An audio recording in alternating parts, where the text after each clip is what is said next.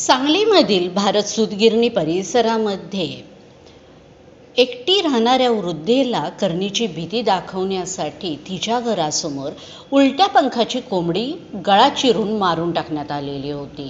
याबाबत अंधश्रद्धा निर्मूलन समितीकडे याबाबतची तक्रार आल्यानंतर अंधश्रद्धा निर्मूलन समितीच्या कार्यकर्त्यांनी घटनास्थळी जाऊन कोंबडीला त्या ठिकाणाहून हटवले आणि लोकांच्या मध्ये करणीविषयीची भीती दूर केली।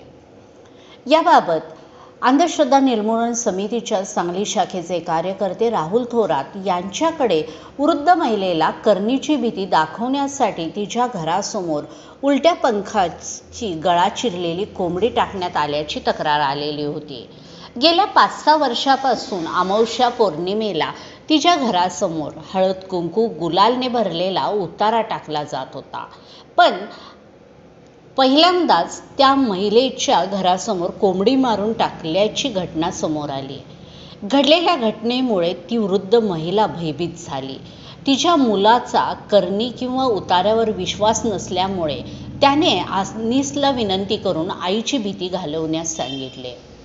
अंधश्रद्धा निर्मूलन समितीचे जगदीश काबरे, डॉक्टर सविता अक्कोळे, त्रिशला शहा आणि आशा धनाले हे कार्यकर्त्यांनी घटनास्थळी जाऊन त्या वृद्धेची भेट घेतली आणि तिला याबाबतची सविस्तर घटना समजावून सांगितली।